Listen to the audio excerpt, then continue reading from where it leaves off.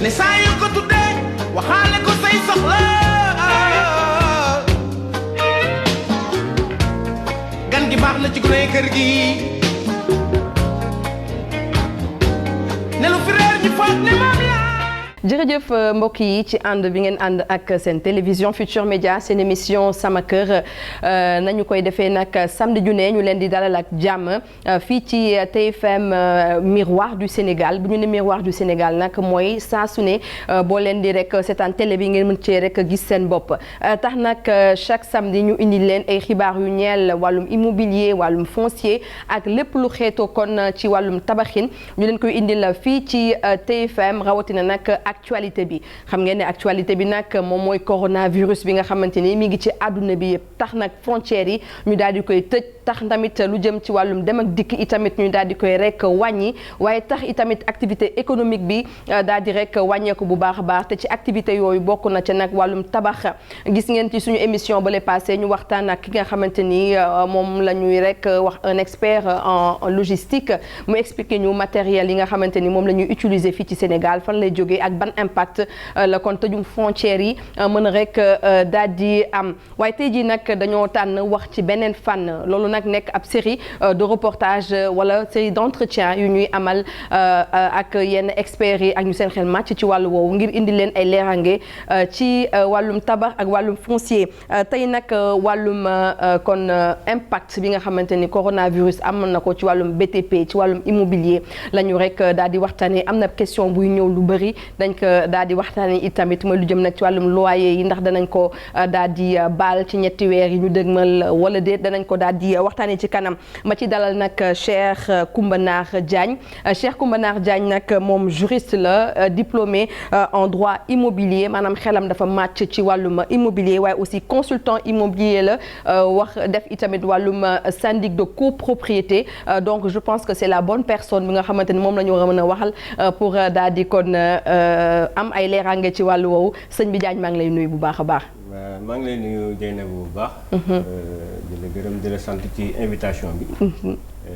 di rafetlu sa liggéey bi ngay def ci wàllu immobilier. ñu ngi lay suivre depuis boobu. jërëjëf ñu lay encourager encore bu baax. jërëjëf juste fàttali aussi nga am nga 12 années d'expérience ci wàllum kon droit d'immobilier droit wàllum immobilier peut-être très rapidement ñu expliquer liggéey boobu noonu ça consiste à quoi. waaw liggéey immobilier dafa nekk liggéey boo xam ni c'est très technique. ñu bëri dañuy jàppee immobilier comme liggéey boo xam ni wàllub location la wàllub jënd ak jaay mais yemul ci loolu donc c'est un ensemble.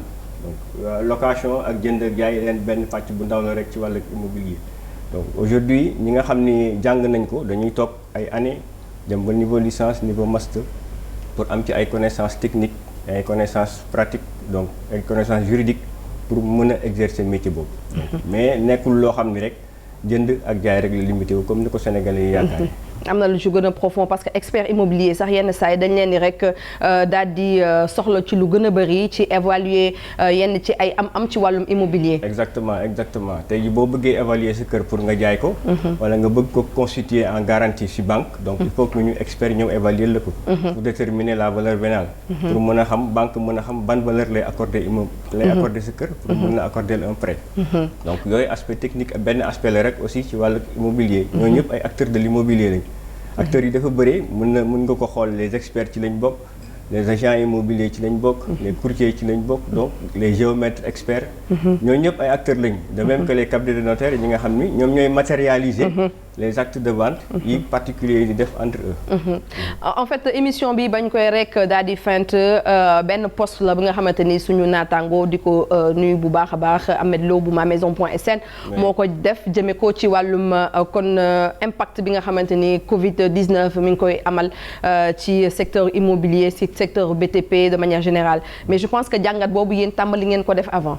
waaw tàmbali nañ ko depuis le début de la crise ñu ngi tàmbalee di def jàngat boobu parce que xam nañ ni crise bi bu installé woo et que bu duré woo donc ça va impacter négativement l'immobilier parce que boo xoolee Sénégal dañu gis benn boom immobilier bi fi am. donc tabax yeeg yëpp dafa jugandoo donc état di tabax ay infrastructures les particuliers di tabax les investisseurs étrangers parce que environnement juridique ak économique bi c'est favorable donc rentabilité bi c'est assuré. ñoom ñëpp dañuy daw ñëw Sénégal. pour investir dans la pierre. donc pour xaar maintenant des rendements positifs. ultérieurement looloo indi boom bi te boom boobu bi mu ñëwee ak période bi dañuy ragal mu am benn effondrement ci marché immobilier. bu fekkee ni ay mesures jëluñu ko. ndax kër yi ñi ngi tabax donc am na ñoo xam ne def nañu déjà ay promesses pour jënd. donc est-ce que ñooñu dinañu mën a honorer seen promesse. dans 2 ou 3 mois. maanaam est-ce que ñoom dinañu mën a fay. voilà ndax dinañ yor xaalis bi leen tax war a mën a tax ñu fay. voilà exactement parce que la plupart ce sont des salariés. les salariés en général seen revenu mënuñu leen permettre ñu dajale ba am benn épargne pour dem jënd kër. ça peut prendre 20 ans kon. donc dañuy obligé dem recourir à un emprunt bancaire dem ci banque nga dem ci banque mu saytu la xool say dispositions financières xam sa capacité d'endettement ak yëpp pour xool ndax mën na laa lebal. léegi banque yooyu est-ce que ñi nga xam ni dafa commencé woon nañ leen valider seen dossier est-ce que bu ñu ñàkkee seen liggéey banque yooyu dinañ continuer valider seen dossier. donc yooyu yëpp c'est des questions yu ñuy posé wu actuellement. nga xam ni il y a des lendemains incertains. sur le marché de l'immobilier. et que loolu dafa jar tey jii tous les acteurs ñu mën a réunir mën a am ay protection yu ñuy def dans le futur. pour prévenir yenn risques yooyu di am. nar a ñëw. yaa ngi wax boom ci wàllum immobilier loolu gis nañ ko parce que Sénégal ci peut-être jamono yi ñu jàll peut-être sax ba léegi ko wax wàllum kër la lay wax ak wàllum terrain. mais je pense que activité économique bi nu mu rek daal di taggatémbe du rek Sénégal mais ci àdduna bi yëpp parce que aussi la plupart ñi doon jënd aussi kër c'est des immigrés te léegi gis nañu aussi que ne que mu nekk Italie États-Unis fu mu mënti dekk ci àdduna bi am nañu benn ralentissement wala benn économie bi nga xamante ni dafa rek daal di taxaw loolu yëpp tamit mun na am lu mu njeexaltal ci lu neexul ci wàllum immobilier. mais bien sûr parce que boo xoolee tey jii ñiy tabax Sénégal donc y a l'État y a les sociétés mais y a aussi les particuliers. te particuliers yi boo xoolee ñi ci gën di tabax ce sont les immigrés ndax immigrés yi ñu ci bëri donc pour def ay investissement ñi ngi liggéey foofu di épargner. mais seen investissement principal Sénégal c'est l'immobilier. ndax xam nañ ni l'immobilier c'est une valeur sûre boo xam ni mën na la indil des rentes futures. donc man bu ma tabaxee sama kër R+4 R+5 donc je suis assuré que à la fin de chaque mois dina am ay revenus réguliers. donc ñoom moo tax ñoom ñëpp dañoo jublu ci immobilier. te loolu actuellement ak crise bi.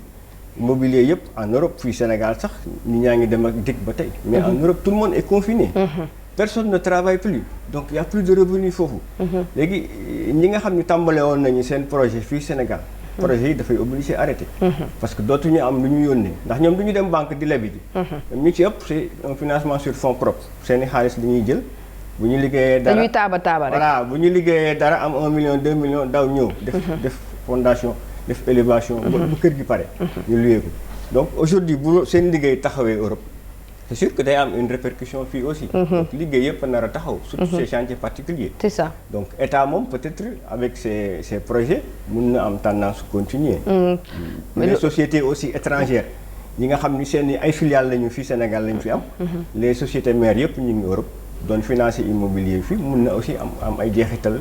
yoo xam ni ay problème la nar a indi ci secteur bi bu baax. maa ngi la doon kon lire la dernière fois wax nga sax lu jëm ci wàllum location vente donte sax nekkul li nga xamante ni lu ñu ñoŋal la fii ci Sénégal mais am na peut-être yenn structure immobilière yi nga xamante ni ñu ngi koy rek daal di def loolu itamit njort nga ne dina ci am ay problème ñi nga xamante ñu ngi ci location vente. waaw bon location vente sax Sénégal yi ñu koy def bëreetul. boo xoolee ñu ci bëri dañ lay jaay appartement banque di la fayal. c'est-à-dire que aujourd'hui yow banque moom mooy fay directement le promoteur. c'est-à-dire que ça dépend aussi ci type construction bi. ndax am na ñoo xam dañuy tabax seen immeuble ba mu egg ñu commencé di ko jaay. ku bëgg a jënd day dem ci ñëw nga waxtaan si vous êtes d'accord sur le prix nga dem ci banque mu financer ce projet. am na ñoo xam ne nag ñooñu mën na leen impacter parce que banque du lebal n'importe qui. banque boo amul un salaire. donc amuloo un salaire régulier. amuloo un revenu boo xam ni banque mën na ci sukkandiku. banque du la lebal. il faut que nga présenter ay garanties. tout à fait te la garantie bu ëpp solo mooy salaire. donc aujourd'hui salariés yooyu ci entreprise la ñu nekk entreprise yi bu ñu amee ay difficultés mais day répercuté wu ci salariés yi. Donc salariés yi dootuñu am possibilité. donc honorer seen engagement auprès de la banque. Maintenant loolu ce sont des difficultés futures. Donc aujourd'hui banques yi il faut que ñu xoolaat seen doxalin d'ici quelque temps mais yooyu yëpp moom moo tax ma ni il faut que acteurs yi réunir. pour xool solution yi. léegi am na beneen aspect boo xam ni mooy vente ñi nga xam ne ñi ngi tabax te pareegul. mooy vente future achèvement mooy VFA bi. waaw VFA yi. tey ji am na ñoo xam ne ñi ngi jënd kër. mais kër gi pareegul donc sur plan lañ lay jaay donc yooyu aussi. ci banque ngay dem en général wala ngay def financement sur fonds propres. wala juste pour rappeler un peu lan mooy VFA mooy ñi nga xamante ni dañoo tànn par exemple jënd kër waaye ñoom dañuy verser ñuy tabax en même temps ba kër gi rek daal di pare ñu yëkkati kon sa caabi daal lay jox. loolu it aussi dina am rek ay jafe-jafe. loolu aussi mën na am jafe-jafe. parce que yooyu yëpp banques yi ñoo koy financer mais banque aussi buy financer loolu c'est sur la base d'un revenu régulier il faut que mu am un salarié bu ñëw banque bi lebal la. donc financement bi dafay nekk par acompte donc tey jii bu fekkee ni projet bi avancé na ngay déposer appel de fonds yi banque bi di décaisser ndànk-ndànk projet bi di dem. mais tey jii bu fekkee ni ñi nga xam ne ñooy garantir loolu taxaw nañu muy salariés yi banque bi dootul defati appel de fonds. donc yooyu yëpp ça risque d'être problématique d'ici quelque temps. De façon dans le long ou dans le court terme yaakaar naa ne dina am ay répercussions yu ñuy rek daal di sentir bu baax a baax ndaxte pouvoir d'achat bi léegi dafa gën a wàññeeku fii ci Sénégal ak daanaka ci àdduna bi yëpp sànq yaa ngi ko doon wax monsieur Cheikh Coumba Nar Diagne di fàttali ne moom kon juriste la diplômé en droit immobilier tey jii yaa ngi doon wax ne que ñi nga xamante ni ñoom ñoo sekk secteur bi dañoo war a daal di waxtaan. lan moo war a nekk ponk waxtaan yi. donc tey jii ponk waxtaan yi mooy ñu def ay projections c'est-à-dire sur le court et le moyen terme c'est-à-dire sur le court terme xool naka la ñuy mën a amoindrir parce que impact moom foog mu am mais xanaa kay nu ñuy wàññee dangar gi ba du lor ñu bëri c'est sûr que dina am ñu ci loru dina am ñoo xam ne dañu nar a ñàkk seen liggéey donc dina am ñoo xam ni tey jii bon il faut que dinañ ñoom ñu mun ko xool avec les banques et autres pour que projet yi aussi bañ a taxaw donc yooyu yëpp il faut que acteurs yi daje ci loolu mun a ponk biy nekk mooy naka la ñuy def ba nga xam ni dinañ réduire impact Covid-19 nar a am ci immobilier. donc loolu moom mooy wax ponk bi te loolu dafa nar a nekk dafay nekk loo xam ni aspect yu bëri la parce que banques yi bu boobaa il faut que ñu xool seen différer peut-être échéanciers yi. donc de paiement futurs yi. donc xoolaat les taux de crédit parce que prêts yi aussi prêts bancaires yi c'est très élevé. bu ñu ko xoolaatee yooyu yëpp peut-être mën na indi beneen gain boo xam ni locataires yi wala ménages yi mën nañ ko am pour mën a financer intérieurement prêts yi ñuy def. mais loolu il faut que acteurs yi daje donc pour xool lan la ñuy mën a perte pour mën a sauver le marché. parce que quel que soit alpha y aura des pertes mais il faut une perte bu ndaw moo gën perte bu bëri. perte tuuti moo gën perte lu bëri. voilà boobu mieux nga am benn 1% buy dox que benn 100% bu dul dox. exactement n'est-ce pas mais beneen affaire bi mooy projet yi nga xamante ni état bi yëkkati na ko loolu kay xanaa léegi dañ koy teg ci suuf. comme yan projet 100 000 logements yi ñi ngi fi. Je pense que aussi yenn projet yu nekk ci pôle urbain wu Diamniadio ak yu Lac Rose dina xaw a aussi am tuuti retard. waaw yooyu dina am retard parce que projet état bi en général ce sont des financements qui sont déjà bouclés. financement yëpp bouclé nañ ko. yooyu xëy na bu fekkee ni les bailleurs de fonds donc mën nañu continuer financer projet yooyu mën na wëy. et puis état bi aussi il faut que mu xool en fonction suñu capacité suñuy ressources propres. naka la ñuy mën a eggalee yooyu projet. mais yooyu yëpp ce sera bon les ministres du budget des finances. ñoom ñooy xool daal. voilà pour xool loolu. loolu moom seen domaine la. maintenant pour. 100 000 logements pour les 100 000 logements. loolu moom c'est sûr que y aura des retards. nit ñi ñu ngi def di inscrire ci plateforme yi ak yooyu mais bon. loolu moom xam naa ni. de façon duñ ko teg ci suuf moom. waaw moom duñ ko teg ci suuf parce que c'est un projet vraiment qui vient à son heure. parce que bu ñu xoolee déficit de logement bi am ci Sénégal et Dakar en particulier nga xam ne y a presque plus de 150 000 de demandeurs par an. donc yooyu yëpp il faut que ñu xool nu ñu koy continuer mais pas arrêter ko. parce que c'est un projet ambitieux.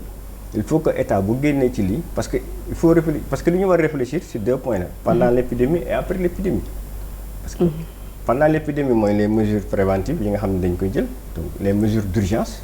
Mais après l'épidémie ci la ñuy nag gën a réfléchir ci projet structurant yooyu. comme les 100 000 logements par. ci ni ñuy yëkkatewaatee yenn économie beeg format lañ koy def. ak yooyu yëpp quoi. mais loolu du nekk loo xam ne waruñu ko teg ci kaw. de toute façon dinañu sàkk waxtaan ak Karim Fofana mi nga xamante ni moom moo jiite dalwaay jëriñ bu ñu dénk wàllum tabax mi nekk aussi ki ñu dénk 100 000 logements yi danañu kon jéem sàkk ak moom ab waxtaan ngir mu gën a leeral askan wi ci projet yooyu noonu fan la toll ak naka lañ ko nar a gérer ci période bi ñu ne ak inscription yi surtout fan rek la daal di toll ñu yegg si nag ci peut-être benn ponk bu nga xamante ni kon Cheikh Coumba Nar Diagne nekk na lu intéressé askan wi muy wàllum location parce que gis naa sax ne association bi ëmb locataires yi dañoo bind président pour sàkku ñu daal di exonérer c'est-à-dire que ñu bàyyi ñi nga xamante ñoom ñooy loué ñu bàyyi 2 ba 3 weer ngir kon bailleurs yi baal leen yow loolu lan moo ci sa xalaat.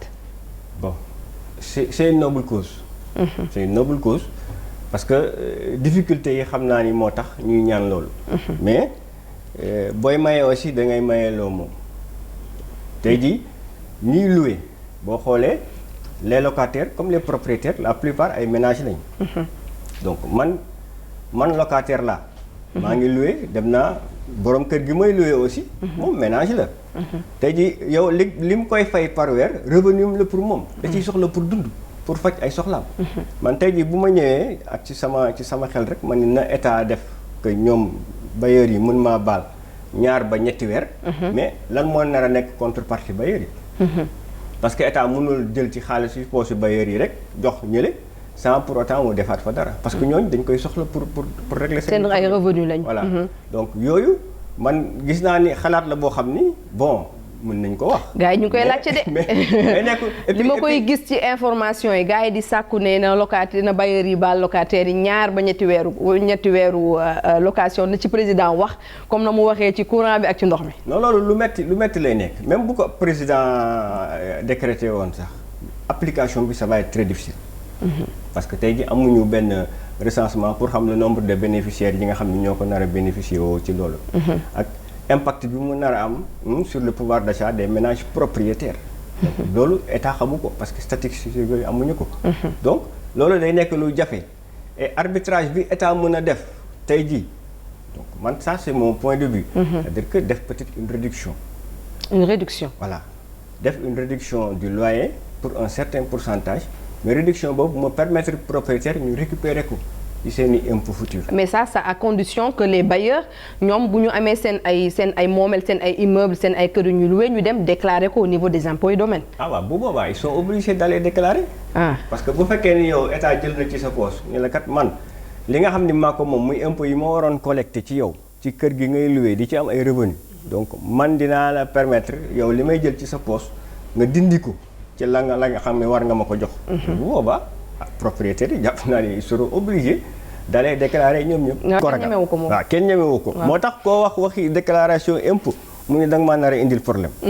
sawaruñ ci maintenant il faut que maanaam conception boobu sénégalais yi am ci impôt maanaam ni kat impôt moom da ay yatam la yor rek di dóor nit ñi. il faut que mu denc xel nit ñi. te loolu waa impôt ñoo ci mën a liggéey. pourtant nag ñu ngi ciy def ay jéego yu am solo. voilà et puis nit ñi aussi la ñuy fay impôt il faut que ñu koy gis ci société bi. tey ji impôt boo xoolee nit ki di fay te impôt boobu gisuñu ko reflété ko ci seen cadre de vie reflété ko ci seen i besoins. tey ji boo école publique amatul deena boo waree jàng da ngay dem fay sa scolarité enfant dans le privé. C'est ça. les hôpitaux publics la même chose boo feebaree tey jii boo bëggee am soins yu baax il faut nga dem dans le privé. te yëpp c'est des coûts. alors donc moo tax sawaruñu ci daal. voilà donc le service public pratiquement n'existe plus. moo tax nit ñi aussi sawaruñu dem ci déclarer ji. parce que boo waxee boo déclarer ñu ne Sénat la jëm assemblée la jëm ay nit di ko consommer. te du dellu ci askan bi. donc il faut que aussi ñu revoir yooyu yëpp. que li ñuy jël ci nit ñi. mu ne delluwaat ci askan bi. bu boobaa ñëpp di lañu sawar. pour dem def seen i déclaration. en tout cas donc du ma ne sax utopie la peut-être lu ñu mën a régler la mais wàllum wàññi location bi mu nekk gratuité pour 2-3 mois loolu peut-être mu nekk dina kon nekk lu jafe-jafe kon ñi ci xamee ko noonu peut-être du ci responsabilité état du ci responsabilité bailleur comme ni ko monsieur Diagne waxee mais il faut kon ñu daal di am cadre bi nga xamante ni moo ko daal di def parce que nit yi du ci gën a bari dañuy jël exemple France. tem ñu ne waa France président Macron def na lii donc président Macky Sall daf ko war a def te cadre juridique yi ak cadre social bi bokkul. mooy structuration bi sax bokkul. parce que France actuellement ñoom il parle de pas de gratuité mais de geler les locations c'est-à-dire que boo ko gelé maanaam dañ lay may période de grâce c'est-à-dire d'ici 2 ou 3 mois 6 mois doo fay. mais location boobu nga bañ a fay suspension la rek. dañ ko tënk rek. dinañ ko fay. voilà di nga ko fay. donc tey ji après événement bi donc da ngay obligé def ay plan de règlement ak sa bailleur. pour di ko fay par moratoire. di ko fay par nànk-nànk. voilà est-ce que loolu même bu ñu ko defoon Sénégalais yi dañ ko attan. parce que boo xoolee la plupart ménages yi ils sont en difficulté de paiement. c'est ça. demal ci tribunaux yi demal ci cabinet huissier yi. nga xool les contentieux locatifs yi fa nekk. y en a beaucoup. alors c'est énorme. des fois da ngay tiit sax donc épée de Damoclès bi déjà mi ngi ci bopp locataire yi. dañu am ay jafe-jafe fay déjà. léegi événement bi bu ñëwee nag. ñu naan ci yokk loolu voilà moom da leen di rey benn yoon. c'est ça donc ça va être très difficile. déjà pour parler de gratuité. donc loolu moom je pense que il faut que nit ñi jéem ko teg ci suuf. que ñu xool nag ban cadre la ñuy def bon am na association des locataires. oui. ñu jéem a xool maintenant l'État à travers peut-être le ministre des Finances ou autre xool nu ñuy dajalee aussi benn représentation pour les propriétaires. toog waxtaan. pour trouver la solution voilà trouver benn solution à court terme. bon mais gratuité moom toog ci kër jàmbur. te doo ko fay yàlla bu borom kër ga dëkk fa nag. nga koy romb guddeeg bëccëg di yow di dem di régler ji say soxla moom mu toog.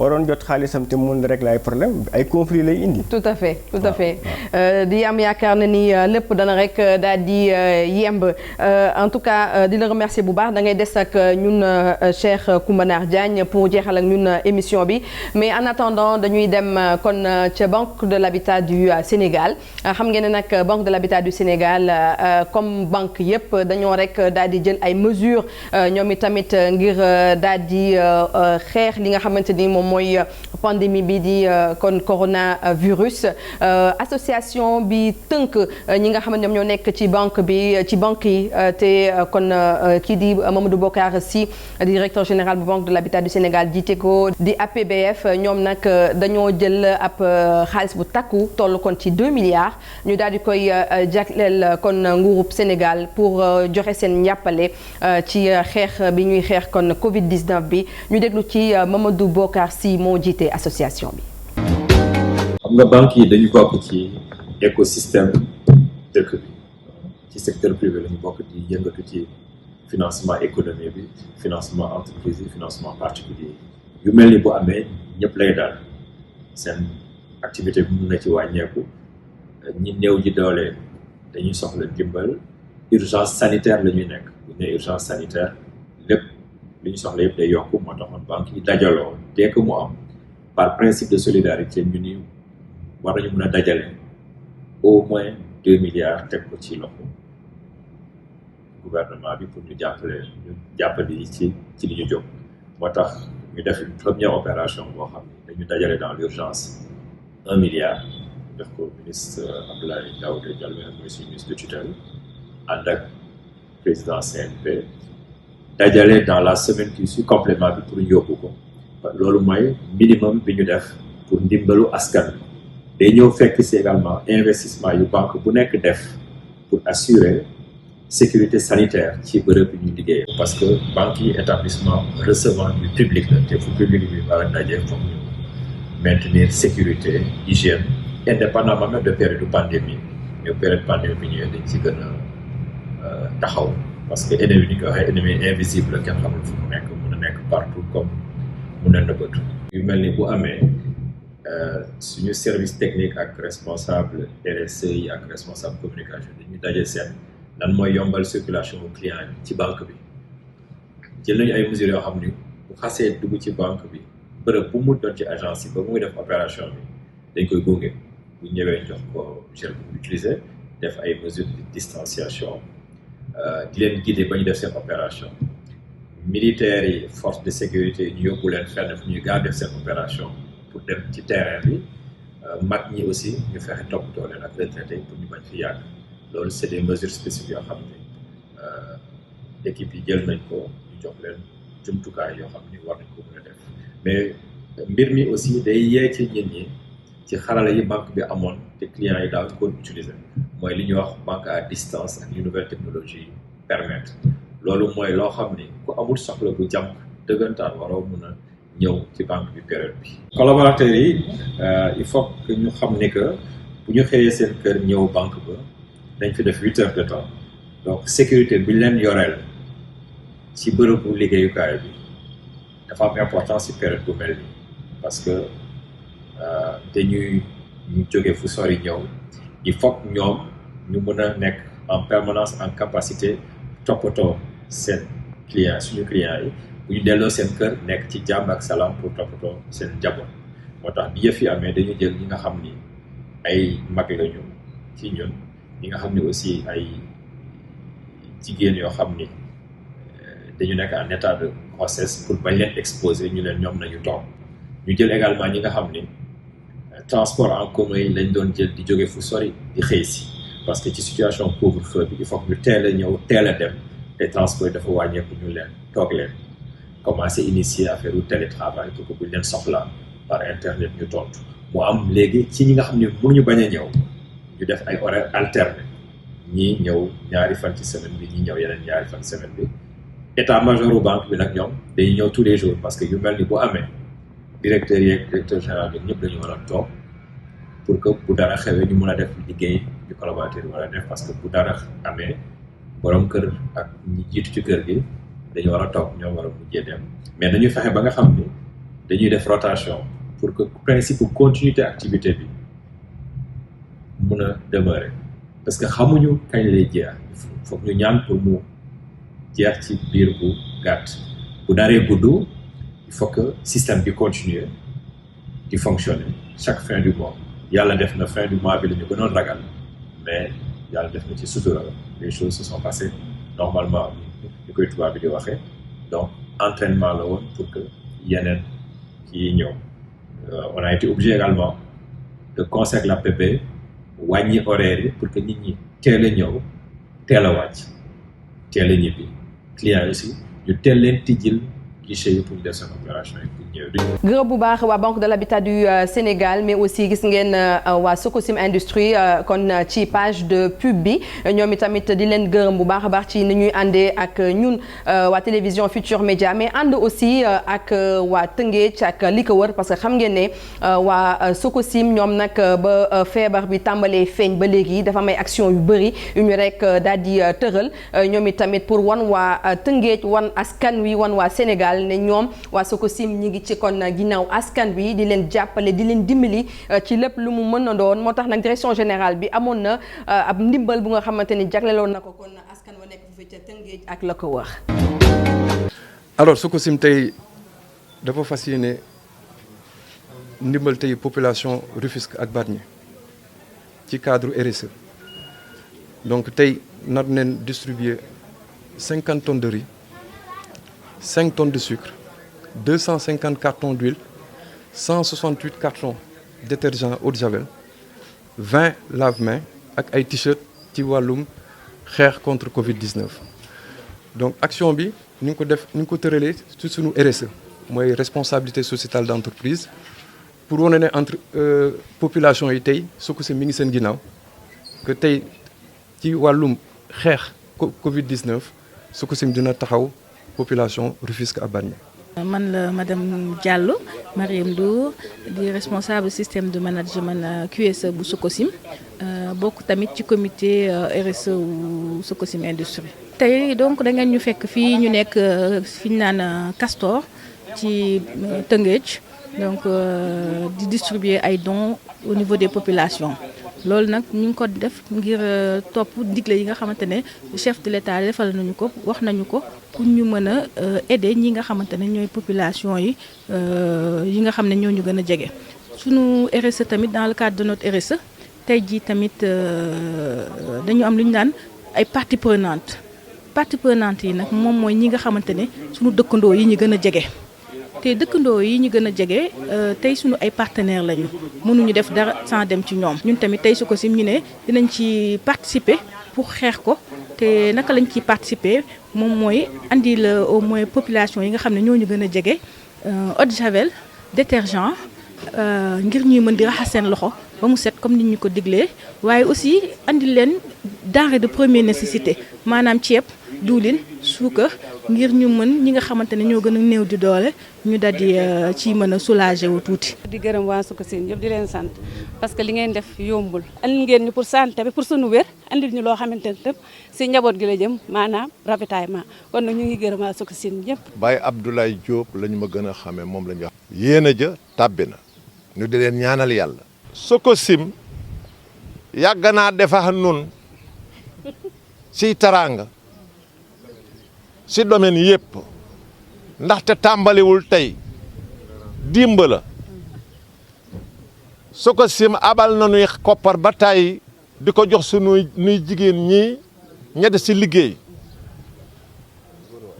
yàlla defit jumaay ji nga xamante ne moo la dëkkuwaay bi moo tax dëkkuwaay bi gaaw a màgg gaaw a yokku Sococim bokk na si ñi si jëkk a dugal loxaam kon loolu du tey démb la woon te ku xeeb ñaan xeeb nga lu rëy nii nu nekk nii ba ngeen indi ndimbal lii dil nu ko jox noo ngi ñaan yàlla mi nga xamante ne moo am lépp man lépp mu teggil nu lii te moom rek moo ko man yal nañu ko yàlla teggil. Sococim. mu nekkoon image yi nga xamante ni ñu ngi ko jëlee foofee ca Sococim industrie gërëm bu baax a baax Bamba mi nga xamante ni moo ñu fa teewal di def liggéey bu mucc ayib ca Tëngéej ak la ko wër xanaa balaa ñuy jeexal ñu gërëm bu baax a baax suñu invité Cheikh Coumba Nar Diagne nekk kon juriste diplômé en droit immobilier xelam màcc ci wàllum copropriété ci wàllum kon nekk consultant en immobilier wàllum syndic ak yooyu yëpp xanaa peut-être ñu joxe mot de la fin. waaw mot de la fin rek mooy di la gërëm di la remercier.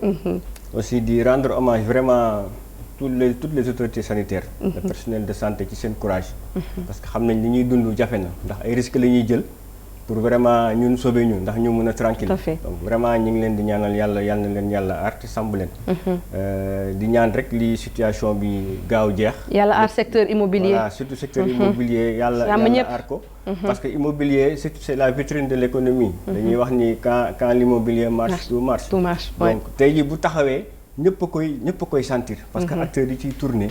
ñu nekk ci matériaux de construction yi ñu nekk les cabinets d'architectes. c'est ça yooyu yëpp ñëpp a ko nar ressentir. même les cabinets de huissiers boo saa gën a dootuñu liggéey. ndax ay assignation ak ay yooyu la ñuy dundee. ñi nekk autour ñoo bari. voilà ñi tourner autour moo bari. donc il faut que ñu ñaan que vraiment mu bañ a effondré wu. te loolu il faut que acteurs yëpp mun a taxaw sous la supervision de l'État que ñu mun a trouver rapidement ay solutions d'urgence. et ay solutions surtout à moyen terme. parce que il faut voir que après Covid bi bon. dina gën a tar ce sera la récession mondiale. dina gën a tar économie mondiale yëpp nar a effondré wu. donc tubaab yi dootuñu ñu tal kenn dootul tal sa morom. ku nekk day tal moromam sa bopp ngay tal. kon nañu yàlla yokk sutura. amiin yaa rabbi. en tout cas jërëjëf kon Cheikh Coumba Nar Diagne moo nekkoon kon invité bu sama kër bu tey bi noonu nag lañ ko nar a doxalee ba kon pandémie bi daal di jóge fii ba faw ci àdduna bi ndaxte mënuñoo génn dem di defee reportage donc il faut ñu dalal kon gan yi gërëm bu baax a baax Ahmed Lo bu mamaison.sn di ko féliciter ci liggéey bu muy def mais aussi générosité bu mu am ci partager ay contacts am partager expérience am mais aussi partager li nga xamante ni moom mooy kon gis-gis bu mu am ci wàllum immobilier di ko ci gërëm bu baax a baax gërëm aussi équipe bi ñu àndaloon Babacar merci ci kon ndimbal gi of mbay tonton am yéen ñëpp di leen gërëm bu baax a baax di leen jox dig daje incha allah beneen yoon ci seen émission sama kër.